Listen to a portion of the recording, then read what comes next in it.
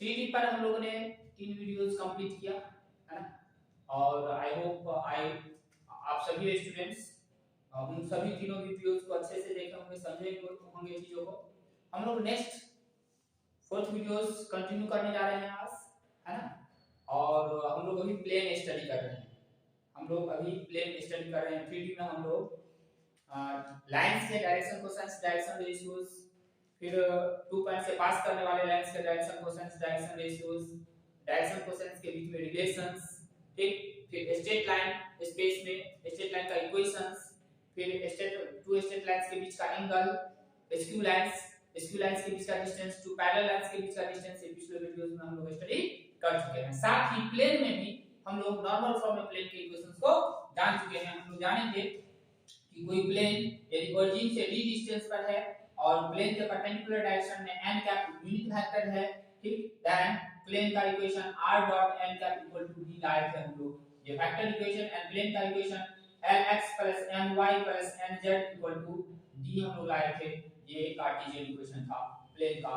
जो plane origin से d distance पर है और प्लेन के परपेंडिकुलर डायरेक्शन में यूनिट वेक्टर n कैप है, नॉर्मल फॉर्म में प्लेन का इक्वेशन था हमारा। नॉर्मल फॉर्म में प्लेन का इक्वेशन था। अब आइए यहां से हम लोग क्या ऑब्जर्व कर रहे हैं, ठीक, सपोज कर लीजिए यदि यहां से हम लोग देखें l m n क्या है, डायरेक्शन रेशियोज भी, ठीक। तो और ये जो l m n क्या है, डायरेक्शन कोसाइंस है नॉर्मल का। इसका डायरेक्शन कोसाइंस है नॉर्मल का। Normal direction cosines direction ratios भी होता है, तो ये नॉर्मल का डायरेक्शन रेशियोज भी है। मतलब कहने का अर्थ ये है कि ax plus by plus cz equal to capital V कर देते हैं, क्योंकि अब ये हम लोग डायरेक्शन कोसाइंस ना लेकर के उसके प्रोपोर्शनल नंबर ले रहे हैं, ठीक। तो निश्चित रूप से जो प्रोपोर्शनलिटी कांस्टेंट से मल्टीप्लाई करके l को a लाए, m को b और n को c, उसी से मल्टीप्लाई करके स्मॉल d को कैपिटल D लाए, ठीक।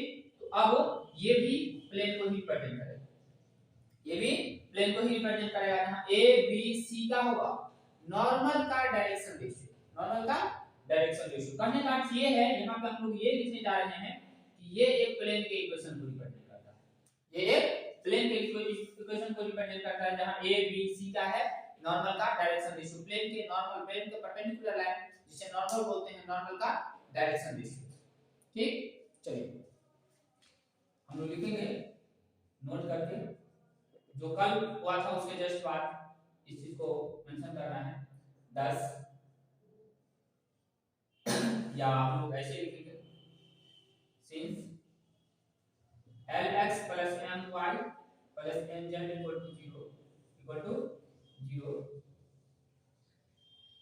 represents a plane, 0 नहीं sorry d represents a plane and hence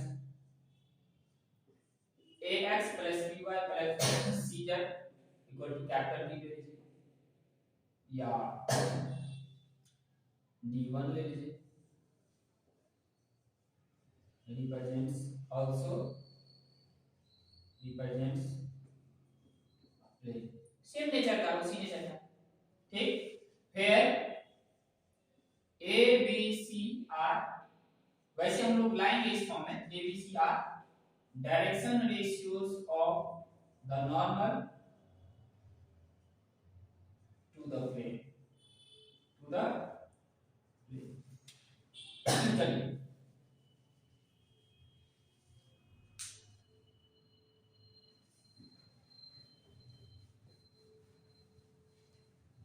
hence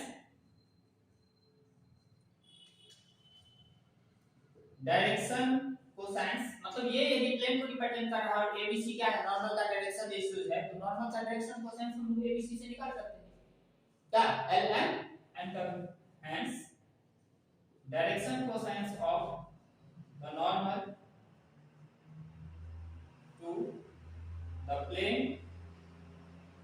ax plus by plus cz equal to d1, ठीक। कोई प्लेन है,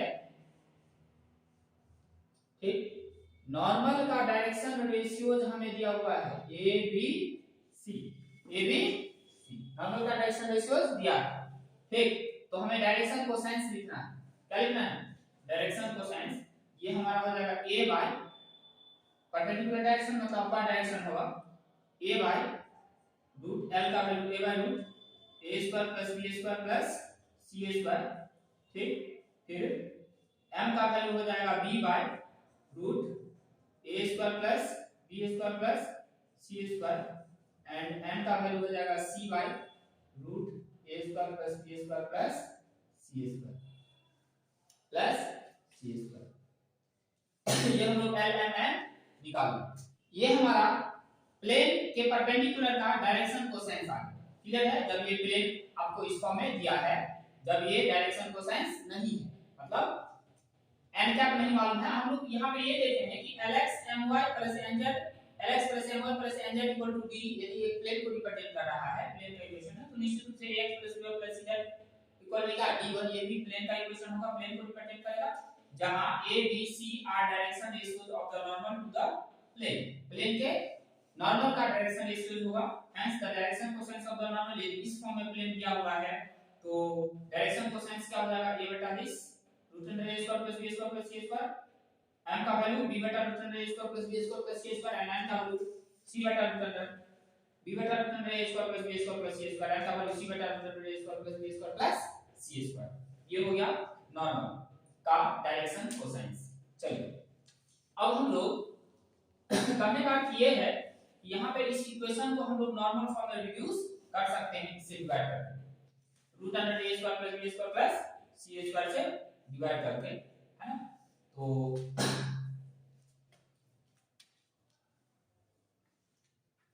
एक हम क्वेश्चन ही लेकर के चलते हैं, ठीक। एग्जांपल एक क्वेश्चन लेकर के चलते हैं, find the distance of the plane x plus 2y minus 2z equal to 3 from origin. Also find the coordinates of the foot of perpendicular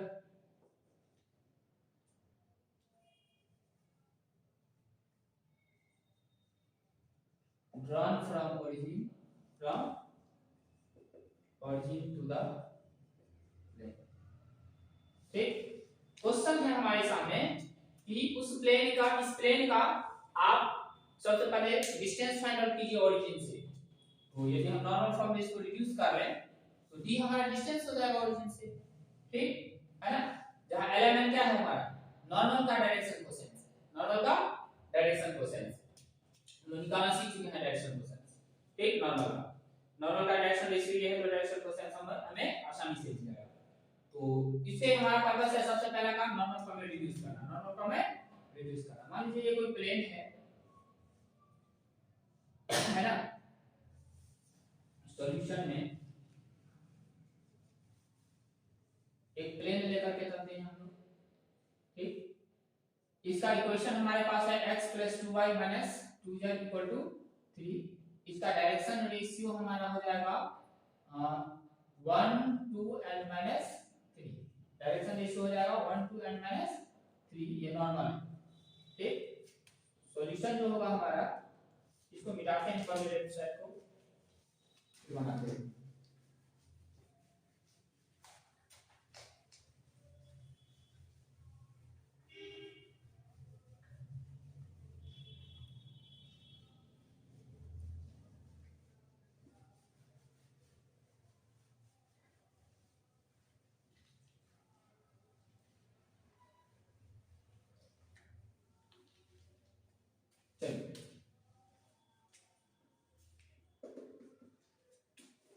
Solution. Given equation of the plane is x plus 2y minus 2z equal to 3, equation first, ठीक। a1 है, b2 है and c क्या है -2। ये है direction ratios of normal, direction ratios of normal, normal का direction ratios a1 b2 and c -2। ठीक, तो dividing both the sides of equation first by root 1 square plus 2 square plus minus 2 square a square plus b square plus c square 1 4 4 9 जो कि क्या आएगा 3। क्या मिलेगा x by 3 plus 2 by 3 y minus 2 by 3 z equal to 1। ठीक, RHS हमारा d जो है जो हम लिखते हैं lx plus my plus nz equal to d, इसमें d डिस्टेंस है ओरिजिन से तो पॉजिटिव होना चाहिए, नहीं रहता पॉजिटिव तो मल्टीप्लाई करते हैं। ठीक, which is in normal form, which is in normal form। क्यों? क्योंकि root a square plus b square plus c square से डिवाइड कर दिए तो ये हम लोग इसको 1/3x लिखते हैं, a by root a square plus b square plus c square, direction question l हो गया, ये m हो गया और ये n हो गया, तो lx plus my plus nz equal to 1 है, तो यहाँ ये क्या होगा 1 जो है d का काम करेगा। therefore distance from distance of the plane from origin is 1 unit. एक हमारा आ गया 1 यूनिट पे है। अब देखिए हमें क्या निकालना है, foot of the perpendicular, foot of the perpendicular. तो इसी सवाल को सॉल्व करने के लिए हम लोग क्या लिख सकते हैं, फुट ऑफ द परपेंडिकुलर के लिए दो तरीके हैं। यहाँ हम लोग मान लेंगे अल्फा बीटा का मान क्या है, फुट ऑफ द परपेंडिकुलर है। ठीक, तो हम लोग ओरिजिन से फुट ऑफ द परपेंडिकुलर इसको ऐसे लिख लेंगे। ठीक है ना,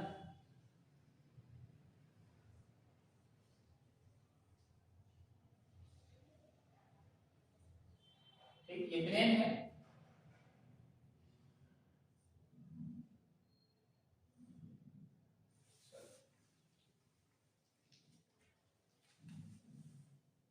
ये एक प्लेन है जिसके ओरिजिन से परपेंडिकुलर का फुट क्या है p, इस पर हमारा n था। उसी फिगर को हम लोग इस तरह से एक्सेस में ड्रॉ किए।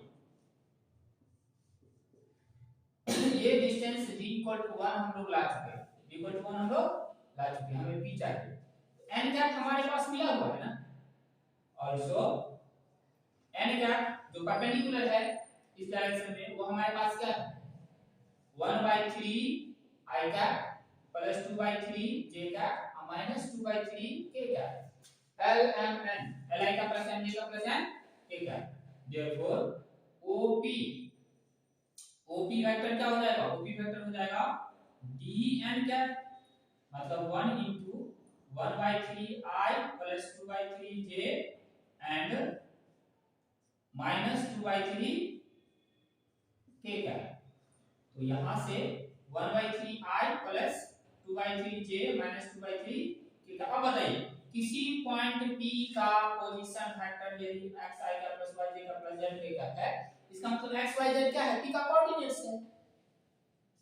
किसी पॉइंट p का यदि कोऑर्डिनेट्स x1 y1 z1 है तो पोजीशन वेक्टर क्या होता है, उसका कंपोनेंट फॉर्म है x1 का प्लस y1 j का plus z1 k cap, x y z है तो xi का प्लस yj का प्लस z k कैप। तो जब हमारा पर्पस था लाइन को पहले नॉर्मल फॉर्म में ले गए, नॉर्मल फॉर्म से हमें डिस्टेंस दिया गया, अब वहां से हमें लाइन के प्लेन के परपेंडिकुलर, प्लेन को नॉर्मल फॉर्म में ले गए, प्लेन के परपेंडिकुलर डायरेक्शन में यूनिट वेक्टर के डायरेक्शन कोसाइन भी मिल गए, मतलब यूनिट वेक्टर भी मिल गया हमें। ठीक, नॉर्मल का डायरेक्शन कोसाइन मिला, मतलब यूनिट वेक्टर मिल गया 1/3 i cap plus 2/3 j cap minus 2/3 k cap. अब यूनिट वेक्टर इस डायरेक्शन में यदि ये n है, OP भी तो परपेंडिकुलर है, उस डायरेक्शन में यूनिट वेक्टर n रहेगा।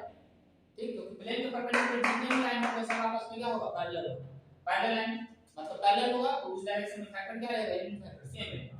तो ये यूनिट वेक्टर काम का डिस्टेंस मालूम है, लेंथ मालूम है OP का 1 यूनिट हम लोग निकाल चुके हैं। ठीक, तो यूनिट वेक्टर मालूम है, लेंथ मालूम है, तो रिक्वायर्ड वेक्टर क्या होगा length dot into unit vector, length into unit vector हम लोग किए। और जिस तरह से p का पोजीशन वेक्टर आ गया, p का पोजीशन वेक्टर आ गया तो p का कोऑर्डिनेट आ गया, p का कोऑर्डिनेट होगा 1/3, 2/3 एंड -2/3। क्लियर है?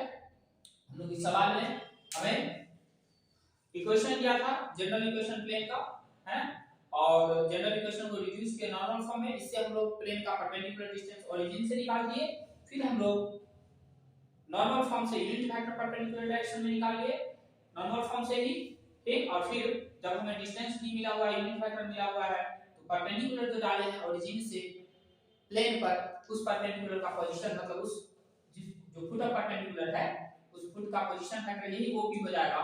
ओपी हम लोग निकाल लिया, जब ओपी मिल गया पोजीशन वेक्टर तो पी का कोऑर्डिनेट हम लोग लिख दिए, ठीक। चलिए अब हम लोग नेक्स्ट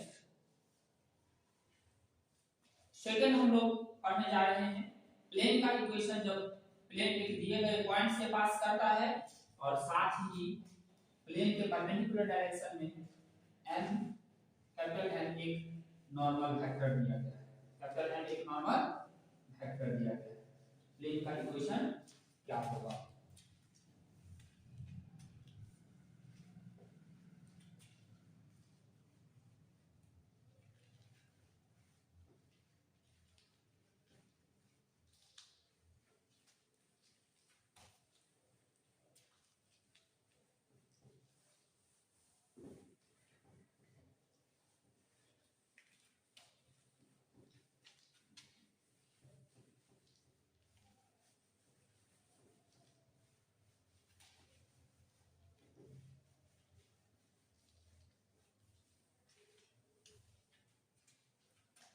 दूसरा प्लेन का इक्वेशन देखने जा रहे हैं, equation of a plane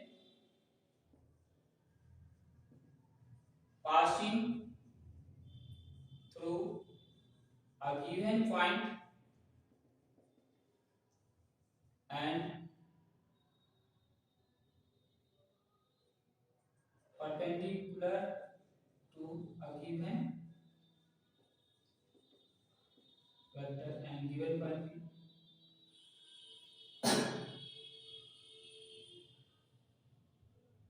p, जिसका पोजीशन वेक्टर हम लोग ले लेते हैं r1, जिसका पोजीशन वेक्टर ले लेते हैं r1, और एक दिए गए ये हो जाता है आपको r minus r1 dot n equal 0, vector equation, vector equation.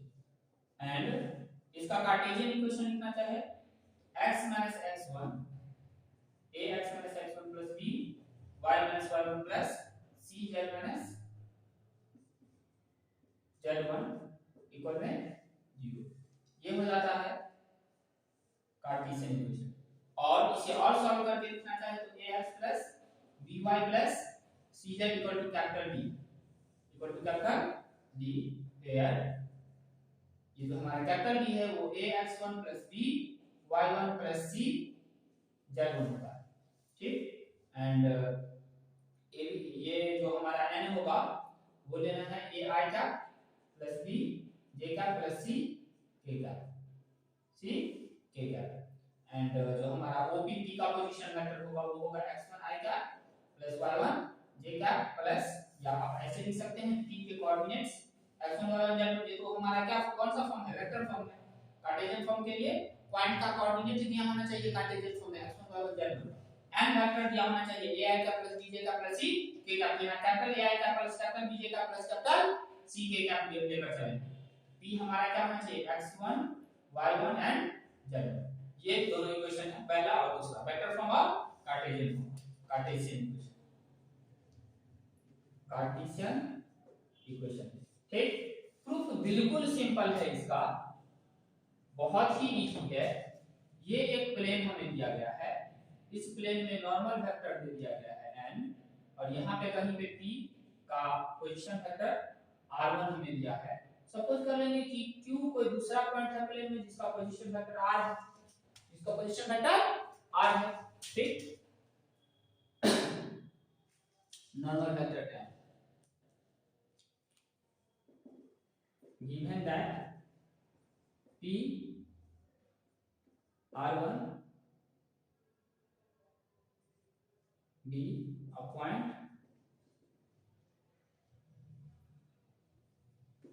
on plane, मतलब प्लेन इससे पास कर रहा है, and vector n equal to यदि ले ले ai का प्लस bj का प्लस ck का is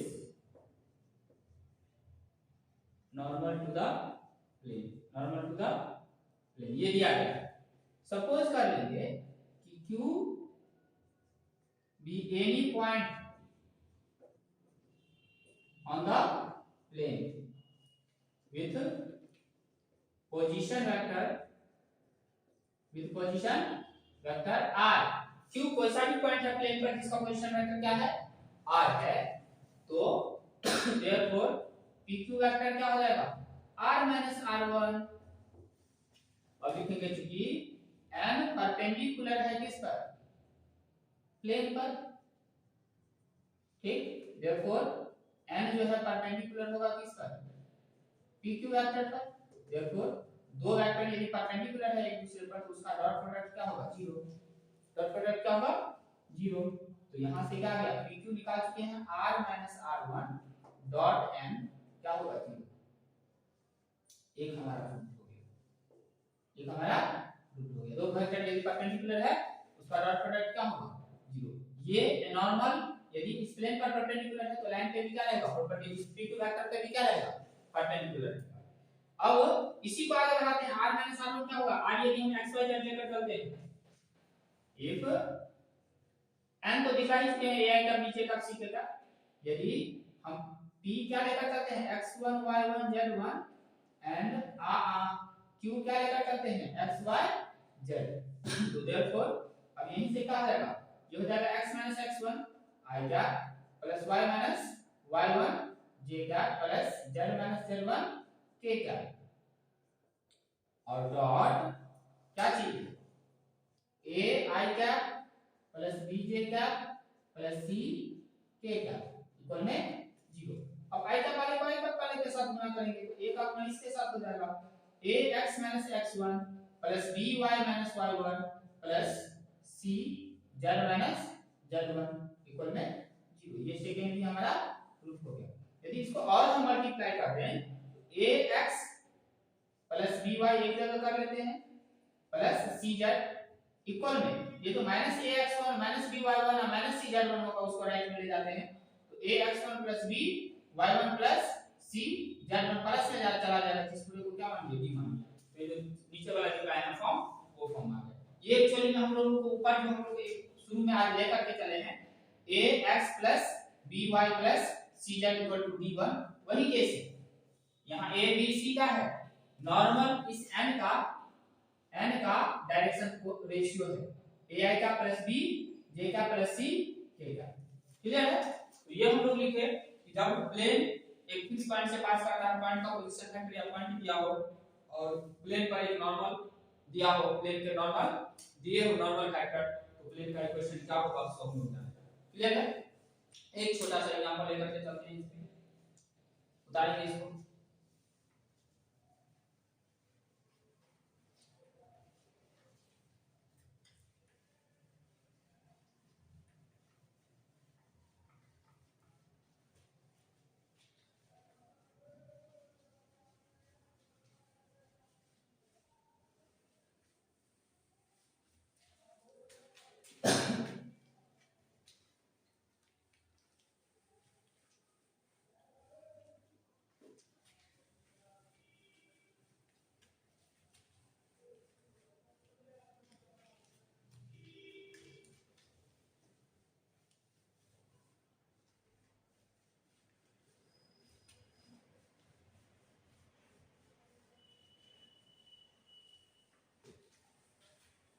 चलिए example, find the equation of the plane passing through, find the, हम लोग ऐसे लिखते हैं कि वेक्टर इक्वेशन कार्टेशियन इक्वेशन दोनों लिखना है, vector equation and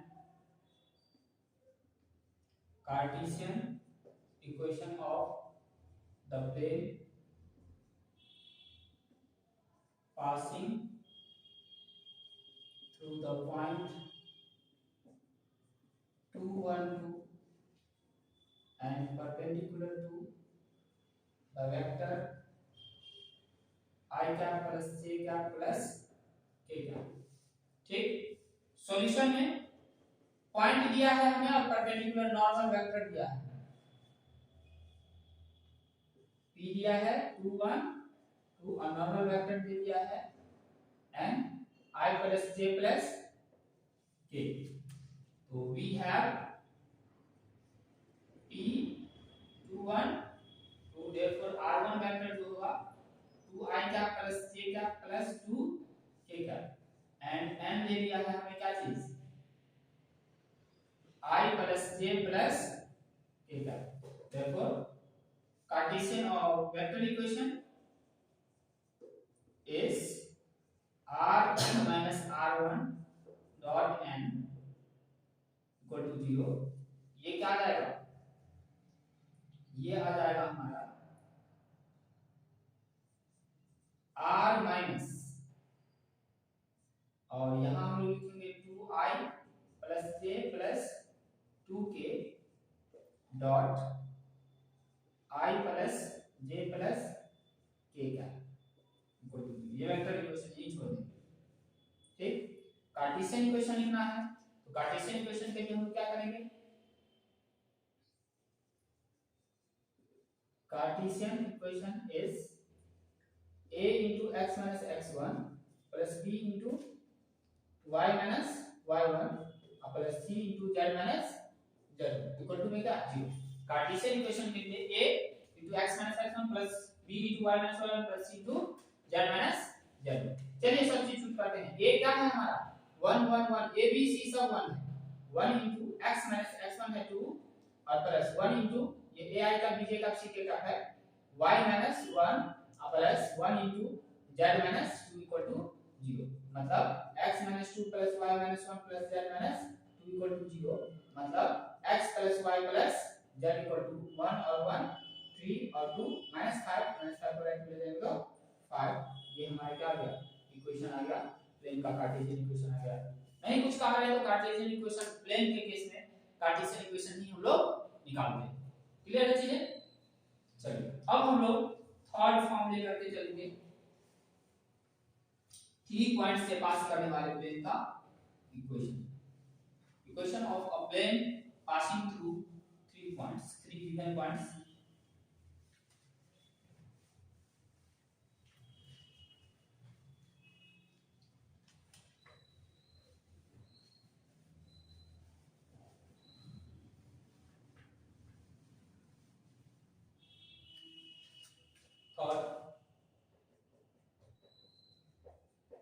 Equation of a plane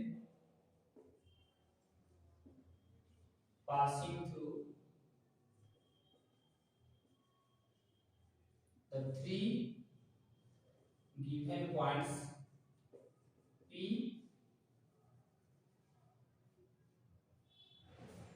points P, Q, R with position vectors R1, R2 and R3 is। ये देखिए बिल्कुल सिंपल होता है। ये यदि हम एक प्लेन लेकर चलते हैं 3 पॉइंट्स है P, Q, R, एक हम लोग अपनी तरफ से ले लेते हैं S। तो PQ vector, PR vector, PS vector एक ही प्लेन में, प्लेन पर ही पॉइंट ये है S। ये है हमारा R1, ये है हमारा R2, ये है हमारा R3 और ये सपोज करेंगे R इसका पोजीशन है। ठीक, तो यदि हम PQ क्रॉस PR निकाले, दो वेक्टर का क्रॉस निकाले तो दोनों के परपेंडिकुलर होगा, मतलब इस प्लेन के परपेंडिकुलर होगा। प्लेन के परपेंडिकुलर होगा मतलब PS के क्या होगा, परपेंडिकुलर होगा। PS के परपेंडिकुलर होगा मतलब PQ क्रॉस PR का डॉट प्रोडक्ट PS के साथ क्या होगा 0। ठीक, तो ये हमारा आ जाएगा क्या चीज, ये आ जाएगा आपको, हम लोग लिखेंगे इसको R2 minus R1 cross r3 minus r1, ठीक, और dot r minus vector r minus r1 equal to 0। ये हो गया वेक्टर इक्वेशन, ये आया हमारा वेक्टर इक्वेशन, ठीक। 3 पॉइंट्स के फॉर्म में वेक्टर इक्वेशन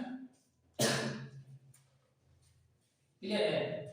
आप इसे पहले डॉट प्रोडक्ट है तो पहले लिख सकते हैं, कोई फर्क नहीं पड़ेगा, है ना। ये वेक्टर इक्वेशन हो गया, वेक्टर इक्वेशन। वहीं कार्टेशियन इक्वेशन लिखेंगे इसका, तो ये हमारा हो जाएगा x - x1 y - y1 z - z1, x2 - x1 y2 - y1 z2 - z1 and x3 - x1 y3 - y1 and z3 - z1 equal to 0। ये हो जाएगा कार्टेशियन इक्वेशन। कभी भी दो वेक्टर के क्रॉस प्रोडक्ट का डॉट निकालें किसी तीसरे वेक्टर के अलोंग, तो तीसरे वेक्टर के कंपोनेंट्स को पहला रो लीजिए और दो वेक्टर का जो क्रॉस प्रोडक्ट है, तो पहला वाला का जो क्रॉस प्रोडक्ट का जो पहला फैक्टर है उसके कंपोनेंट्स को दूसरा रो लीजिए और तीसरे मतलब जो दूसरा फैक्टर है क्रॉस प्रोडक्ट का उसके फैक्टर को तीसरे रो, उसके कंपोनेंट्स को तीसरे रो में अरेंज कीजिए। पहला जो डॉट जिसके साथ डॉट था उसको हम लोग पहले क्रॉस का दो वेक्टर्स के क्रॉस प्रोडक्ट का डॉट था एक वेक्टर के साथ, तो जिसके साथ डॉट है उसके कंपोनेंट्स क्या आएगा, r माइनस r1 का x - x1 y - y1 z - z1 आई का मिलकर फ्रीडम रहेगा साथ में। ये कंपोनेंट्स है स्केलर कंपोनेंट्स को इसके स्केलर कंपोनेंट्स को r1 में लेंगे फर्स्ट रो में, और पहले वेक्टर के जो प्रोडक्ट का क्रॉस प्रोडक्ट वाला का पहला वेक्टर है उसके कंपोनेंट्स को स्केलर कंपोनेंट्स को कहां रखें हम लोग, सेकंड रो में, और जो दूसरा है क्रॉस प्रोडक्ट का फैक्टर उसके कंपोनेंट्स को कहां रखें, थर्ड में। ये हमारा कार्टेशियन इक्वेशन हो गया, कार्टेशियन इक्वेशन हो गया। प्रूफ में चलिए हम लोग फिगर बनाए हैं, इसी से हमारा काम चलेगा, ठीक। वी हैव OP है R1, OQ है R2, ठीक, OR है R3, let S with position vector R be any point on the plane, ठीक। तो therefore क्या होगा, यदि PQ आपको लिखना है तो PQ हो जाएगा R2 - R1, ठीक। यदि PR लिखना है तो PR हो जाएगा R3 - R1 एंड PS लिखना है तो PS हो जाएगा R - R1, ठीक। नाउ क्योंकि PQ क्रॉस PR जो होगा वो परपेंडिकुलर होगा प्लेन के, ठीक, दोनों का परपेंडिकुलर होगा मतलब प्लेन के परपेंडिकुलर होगा, देयरफॉर PQ क्रॉस जो PR होगा वो परपेंडिकुलर हो जाएगा PS के, प्लेन के परपेंडिकुलर है क्रॉस इसका तो मतलब क्या चीज, वो PS प्लेन के हर लाइन के परपेंडिकुलर होगा, प्लेन पर जितने भी वेक्टर है सबके परपेंडिकुलर होगा। तो देखो जो हमारा PQ क्रॉस PR है उसका डॉट PS के साथ क्या आएगा, 0 आएगा, मतलब R2 - R1 cross R3 - R1 और इसका डॉट किसके साथ, R - R1 के साथ, ये क्या आएगा, 0, ये रूट। और इसी को आगे बढ़ा करके कंपोनेंट फॉर्म में हम लोग इसको प्रूव कर सकते हैं। थोड़ा कंपोनेंट फॉर्म ज्यादा बड़ा हो, रहने देते हैं इतना। हम लोग ये था हमारा 3 पॉइंट से पास करने वाले, 3 पॉइंट PQR से पास करने वाले, जिसका PQR का position vector R1 R2 R3 है, पास करने वाले लाइन प्लेन का equation R2 - R1 cross R3 - R1 dot R - R1, Cartesian form में x - x1 y - y1 z - z1 पहला रो, x2 - x1 y2 - y1 z2 - z1 दूसरा रो, x3 - x1 y3 - y1 z3 - z1 तीसरा रो, इसका determinant 0 कर देना। ये हमारा क्या है, प्लेन का क्वेश्चन आ जाएगा कार्टेशियन फॉर्म में। 3 पार्ट से पास करने वाले प्लेन का question x1 y z1 x2 y2 z2 and x3 y3 z3। चलिए अब हम लोग देखने जा रहे हैं एक और equation, fourth equation of plane in intersects form, मतलब कोऑर्डिनेट एक्सिस को a b c डिस्टेंसेस पर ओरिजिन से इंटरसेक्ट करती है। इसको कंप्लीट लिखेंगे,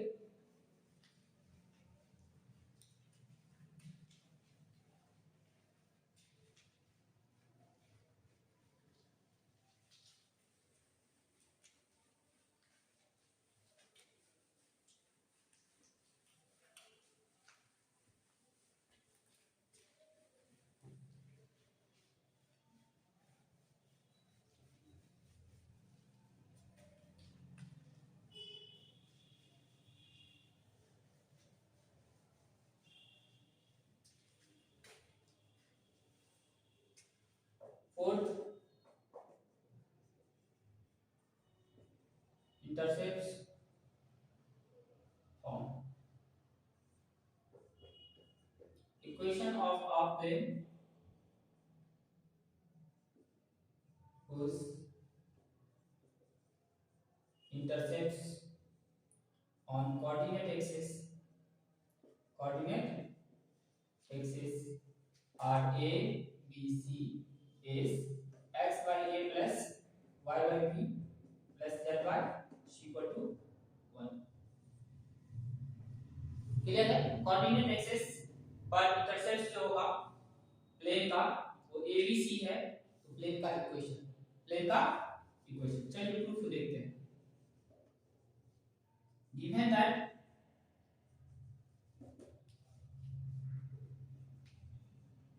intercepts on coordinate axis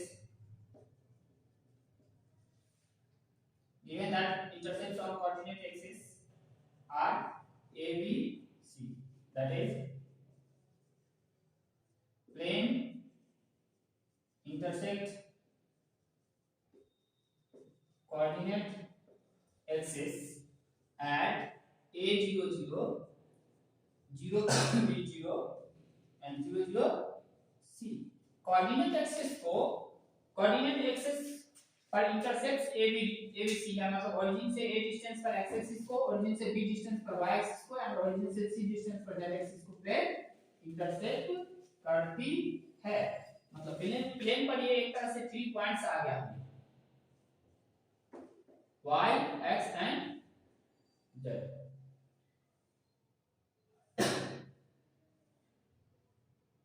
ये a 0 0, ये b 0 b 0 एंड ये c 0 0 स्मॉल c. ठीक, ये हमारा क्या है? इंटरसेप्ट से है a b एंड c. चलिए देखो इक्वेशन ऑफ द प्लेन का इक्वेशन अभी तुरंत हम लोग 3 पॉइंट्स वाला फॉर्म पढ़े, बैठा दीजिए वहां पे. x - a y - 0 z - 0. ठीक, x2 - a 0 - a y2 - b b - 0 and z2 - c 0 - 0 z2 - z1. फिर x3 - x1 0 - a, फिर y3 - y1 0 - 0 and z3 - z1 c - 0 का डिटरमिनेंट क्या आ जाएगा? ये हमारा आएगा, पहले इसको ठीक से लिखिए. ये x - a y and z यहाँ पे आ रहा है -a b and 0 और ये आ रहा है -a 0 and c 0 and c. यार क्लियर है? ठीक, इक्वल में क्या 0. एक्सपेंडिंग अलग r1. ठीक, r1 के अलग एक्सपेंड करते हैं, क्या मिलेगा हमें? ये मिलेगा हमें x - a और यहाँ bc - 0 माइनस y, इसे और इसे एलिमिनेट किए तो -ac + 0 -ac + 0 प्लस z, इसे और इसे एलिमिनेट करेंगे तो 0 + ab 0 + ab इक्वल टू में 0. bc से मल्टीप्लाई करेंगे bcx - abc plus acy plus abz equal to में 0. abc को राइट में ले जाएंगे तो bcx plus acy plus abz equal to abc. abc से डिवाइड कर देंगे दोनों साइड, तो abc से डिवाइड करेंगे तो बटा में क्या बचेगा? a बचेगा, bc कैंसिल. abc से डिवाइड करेंगे तो ac कैंसिल, y बटा b बचेगा. abc से डिवाइड करेंगे तो z बटा क्या बचेगा? c इक्वल टू में 1 इक्वल टू में 1. ये हमारा जब हमें इंटरसेप्ट्स दिए हैं x y z axis coordinate axis पर किसी प्लेन का abc, तो प्लेन का equation x y a + y b + z c = 1 हो जाएगा. हम लोग निकाल. ठीक है, इस पर क्वेश्चन हमसे पूछा जा सकता है. मान लीजिए प्लेन का इक्वेशन दिया है, इंटरसेप्ट पूछ रहा है, तो हम लोग सॉल्व करके निकालेंगे, देखते हैं. और इंटरसेप्ट दिया रहेगा, इक्वेशन पूछेगा तो इजीली फाइंड आउट कर सकते हैं.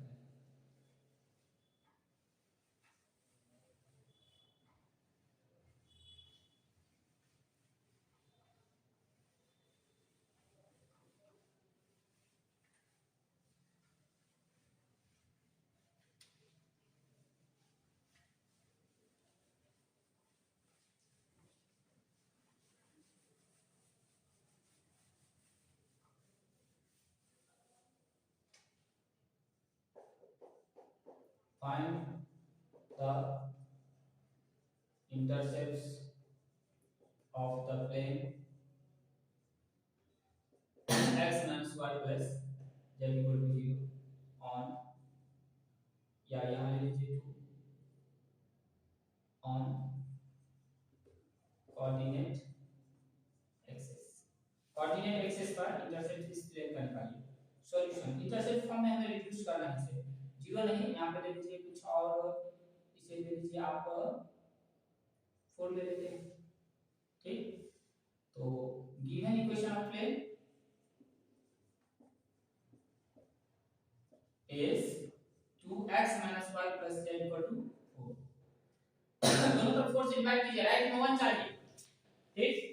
तो 4 से डिवाइड करेंगे तो 2 मतलब x by 2 हो जाएगा minus y by 4 plus z by 4 equal to में 1 implies x by 2 plus y by minus 4 plus z by 4 equal to 1 plus वाला फॉर्म है, ठीक।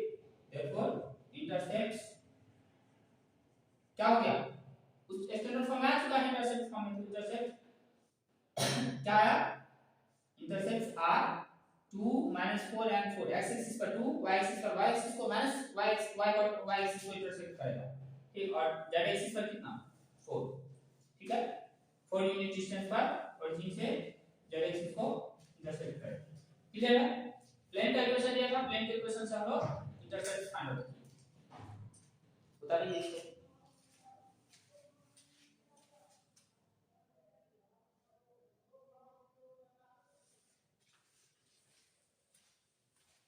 अब हम लोग फिफ्थ फॉर्म, बहुत ही इंपॉर्टेंट फॉर्म है हमारा, ठीक। वहां से आपको सब्जेक्टिव क्वेश्चन अक्सर पूछे जाते हैं, ठीक। उसको हम लोग देखने जा रहे हैं।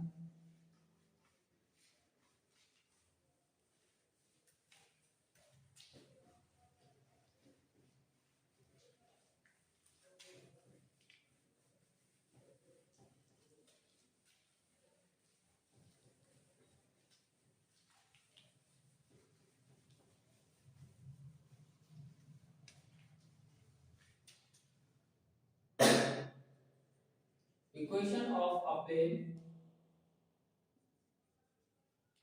passing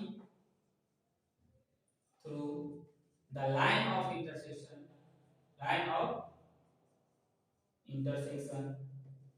of the two planes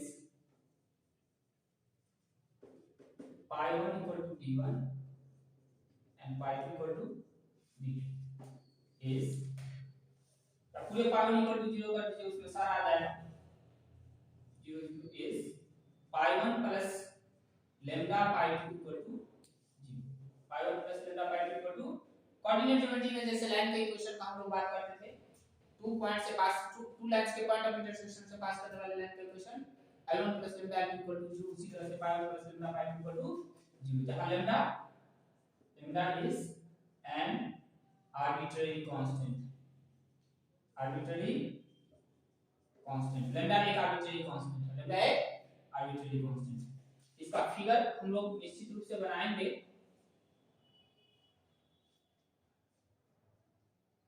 ठीक।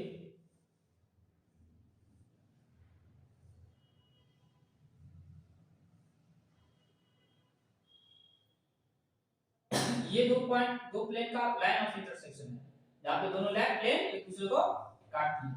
यहां से जो प्लेन पास करेगा, यहां से जो एक प्लेन पास करेगा इसके लाइन ऑफ इंटरसेक्शन से, इस प्लेन का इक्वेशन ये पाई 1 बराबर 0 है और ये पाई 2 बराबर क्या है 0 है। प्लेन का इक्वेशन स्टैंडर्ड फॉर्म में डी को हम लोग लेफ्ट में लाए हैं, तो पाई 1 प्लस पाई 2 इक्वल टू क्या होगा, लैम्डा पाई 2 इक्वल टू क्या होगा 0 होगा, इस प्लेन का इक्वेशन, ठीक।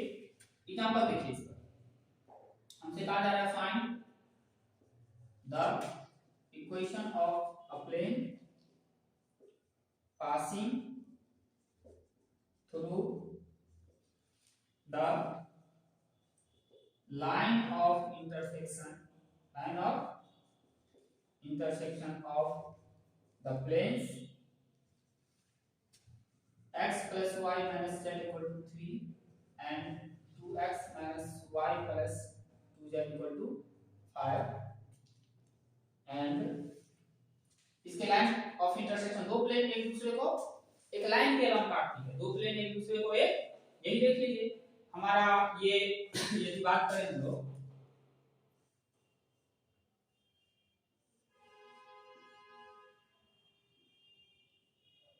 ठीक इस तरह से, तो हम यदि ये सामने वाला प्लेन और नीचे वाला प्लेन की बात करें तो इस लाइन के अलॉन्ग दूसरे को काट रही है एक दूसरे को, नहीं यदि इस प्लेन और इस प्लेन की बात करें तो इस लाइन के अलॉन्ग एक दूसरे को काट रही है, हमेशा एक लाइन के अलॉन्ग काटती है दो प्लेन, उस लाइन ऑफ इंटरसेक्शन से इनफाइनाइट प्लेन्स पास कर सकते हैं, यहां से इसको घुमा घुमा करके, मतलब जैसे है ना, उससे लाइन ऑफ इंटरसेक्शन से इनफाइनाइट प्लेन पास कर सकता है, उस इनफाइनाइट प्लेन्स का इक्वेशन क्या होगा सभी प्लेन्स का, तो लैम्डा का मान चेंज करेंगे, अलग-अलग प्लेन आएगा, इनफाइनाइट प्लेन आएगा भी यहां से नहीं, ठीक, लेकिन यूनिक दिया रहेगा, यहां तो सीधे दो लाइन दो प्लेन दे दिया जिसके इंटरसेक्शन लाइन ऑफ इंटरसेक्शन से पास करने वाला प्लेन का इक्वेशन लिखना है। अब हम लोग यहां जोड़ने जा रहे हैं उस which is parallel to the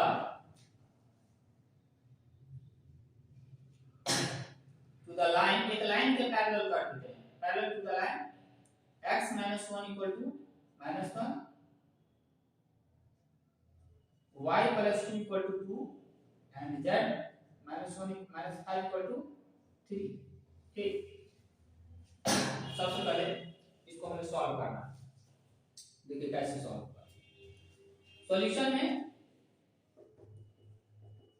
given planes are, दिए गए प्लेन्स क्या है हमारे पास x + y - 10 = 3 and 2x - y + 2z = 5, तो क्योंकि ये राइट में हम लोग रखते हैं तो ये इसको इसमें यदि लैम्डा से गुणा करते हैं तो राइट में भी लैम्डा से गुणा हो जाएगा, दोनों का सम लिए तो दोनों को जोड़ देंगे, इसको ऐसे लिख सकते हैं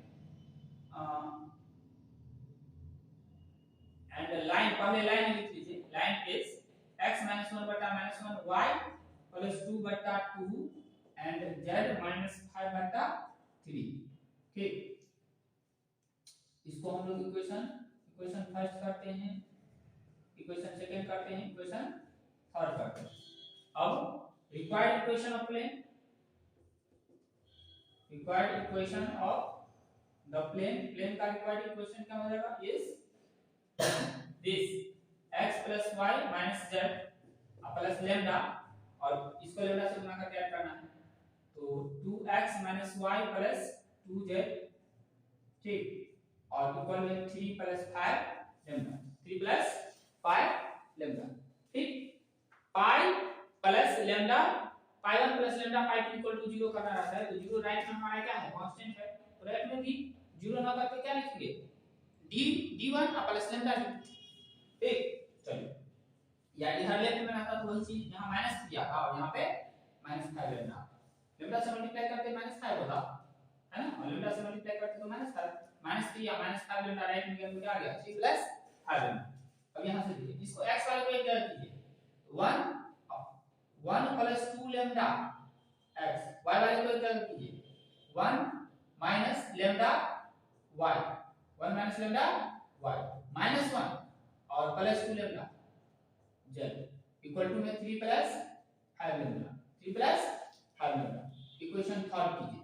अब कह रहा है ये प्लेन इस थर्ड लाइन के क्या है पैरेलल है, तो थर्ड लाइन के पैरेलल है प्लेन, तो प्लेन के ये जो ए बी सी है तो प्लेन का नॉर्मल का प्लेन जो है हमारा रिक्वायर्ड प्लेन वो पैरेलल है एक लाइन पे, लेकिन इस प्लेन का जो नॉर्मल है उसका डायरेक्शन कोसाइन डायरेक्शन रेशियो ये है, ठीक, तो इसका डायरेक्शन रेशियोस मतलब ये यदि परपेंडिकुलर प्लेन पर है तो लाइन पर भी परपेंडिकुलर होगा, इसके डायरेक्शन रेशियो का इसके डायरेक्शन रेशियो का प्रोडक्ट है, दो लाइन परपेंडिकुलर है तो दोनों के डायरेक्शन रेशियो का प्रोडक्ट क्या होगा, प्रोडक्ट का सम 0 होगा, लिखेंगे since plane third is parallel to line third, plane 4 कीजिए, plane 4 is parallel to line third, therefore -1 direction ratio क्या है लाइन का -1 to 3 -1 to 3 और इसका डायरेक्शन रेशियो दिस है हमें लेम्डा हमारा पर्पस है लेम्डा फाइंड आउट करके फिर से इसे सब्स्टिट्यूट कर। ठीक, चलिए ये जो तीसरा कंडीशन दिया है, पहले तो कहा दो प्लेन के लाइन ऑफ इंटरसेक्शन से पास करने वाले प्लेन का इक्वेशन निकालिए, साथ में इसमें जोड़ दिया जो पैरेलल हो इस लाइन के। ठीक, जो पैरेलल हो प्लेन इस लाइन के, मतलब ये जो तीसरा ये जो दिया गया है वो इसलिए कि आप लेम्डा के टर्म में इक्वेशन लाएंगे, लेम्डा का मान निकाल करके सैटिस्फाई कराएंगे इस कंडीशन को, लेम्डा का मान निकाल करके फिर से इसमें सब्स्टिट्यूट करेंगे जो लेम्डा के टर्म में इक्वेशन लाए हैं। तो क्या होगा, ये हो जाएगा -1 * 1 + 2 लेम्डा प्लस इसका गुणा किससे करना है 2 से, 2 * 1 - lambda plus -1 + 2 lambda into plus 3 * -1 + 2 lambda equal to 0। ये आ जाएगा -1 - 2 लेम्डा और plus 2 - 2 lambda minus 3 plus 6 lambda equal to 0। -1 plus 2 simplify कीजिए ना, -1 प्लस 2 -3 तो -4 और प्लस 2 -2 -2 और plus 6 plus 2 lambda equal to 0 plus 2 lambda equal to 0। अब यहां से लेम्डा क्या है 1, लेम्डा क्या है 1, put lambda equal to 1 in 4, put lambda equal to 1 in 4 में रख दीजिए तो क्या आ जाएगा 3x, y वाला कैंसिल हो रहा है और प्लस z इक्वल में कितना आ रहा है 8, इक्वल में 8। ये आ गया हमारे रिक्वायर्ड प्लेन का इक्वेशन, रिक्वायर्ड प्लेन का इक्वेशन। ये देख लीजिए ये प्लेन इसके परपेंडिकुलर है यानी -1 * 3 प्लस 3 * 1 0 आ रहा है। निश्चित रूप से ये दोनों क्या है एक दूसरे के पैरेलल है, मतलब इसका नॉर्मल इसके परपेंडिकुलर है। ठीक, चलिए इसको हम लोग कंप्लीट किए। इस पे सवाल आप बनाएंगे जो 5 नंबर का क्वेश्चन पूछेगा वो यहां से पूछता है, ज्यादा चांसेस है यहां से पूछेगा। ठीक, यानी तो स्ट्रेट लाइन जो पिछला वाला था एक्सरसाइज लाइन वहां से पूछा जाएगा। बनाने का प्रयास करेंगे एक्सरसाइज को। Thank you.